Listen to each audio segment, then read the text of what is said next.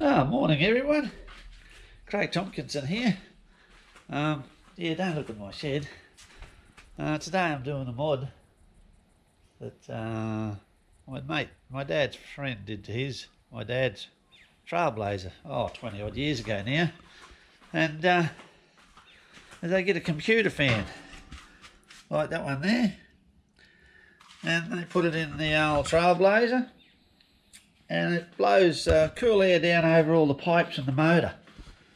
And I've just got these computer fan here, and I'm going to take the back panel off here on this new 95 litre fridge I've just bought.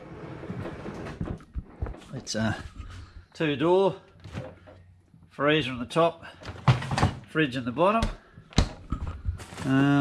Yeah, just going to pull the back panel off. I've already pulled it off.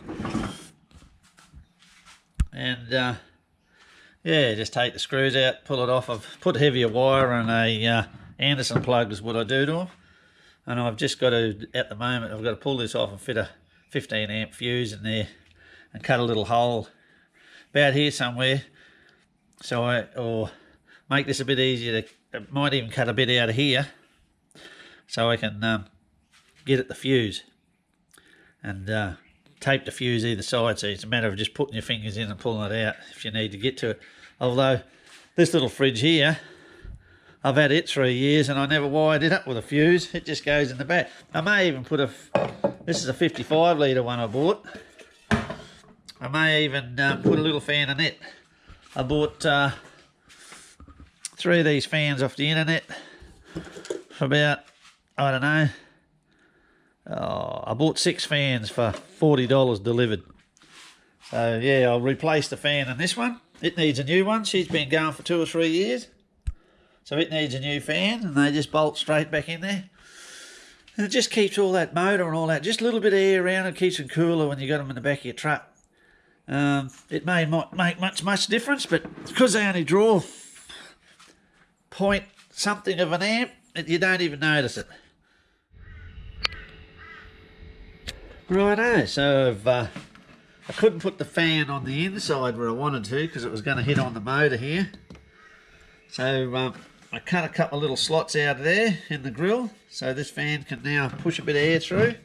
I've mounted it on the back, and I will screw and Sikaflex that there, and I just sorted out and soldered the positive wire to the positive there, and I've split that. See how I've just cut a bit of wire off, and I love to solder things. Then I'll solder the negative to that one, and see if she fires up.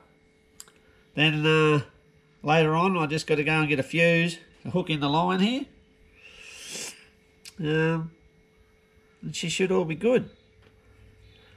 Bit of 15 or 10 amp. I'd say 15 because it's about the same size motor that's in the Trailblazer, and it takes 15 amps, and I've never blown, well,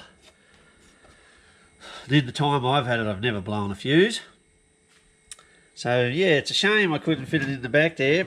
I was frightened that travelling up the Cape or remote areas, and I can always, later on, I can always mount a couple of bits of timber across the back here, fully across the back and bottom, about 2 inches wide, so it comes out and even up the sides here, so it protects that motor. It's going to look a bit bodgy, but it just blows cool. It's more for when you're in the camp, because when you're in the truck, you got the aircon on. Well, for you that haven't seen me with glasses, yes, I'm going blind. My dad didn't have glasses, reading glasses till he was over 60, but I'm 56, and it's caught up with me just in close. I just wanted to make sure I was soldering good. I know it looks funny.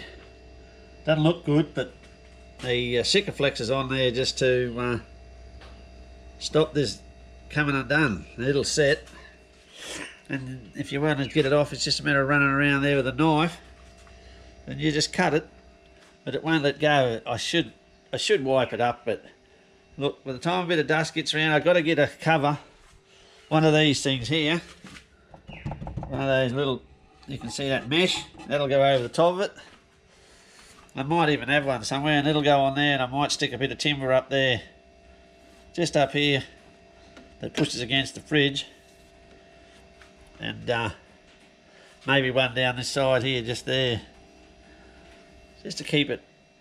I'll know it's there. I could have had the next size up. These ones spin at 1200 revs, I think. The ones that spin at 2000 would have been better. But well, next time. How good's that? I went out in my shed. Don't know if you can see it, but I found this little gauze off another fan I bought. I thought I'd throw it out. That'll be perfect now. That'll give her a bit of protection and keep the wombats out of it. Koalas and drop bears. She can take a bit of a push. Look at that, bloody beautiful. In case I forget it's on the back there, she won't get shorted out. Yeah, I know she looks rough, that's just me. But see, that bit of Sikaflex around it, and I can still get it off. Put a bit on these screws, see? Put a bit on these screws as you put them back in. On these screws, corrugated roads, it just stops them falling out.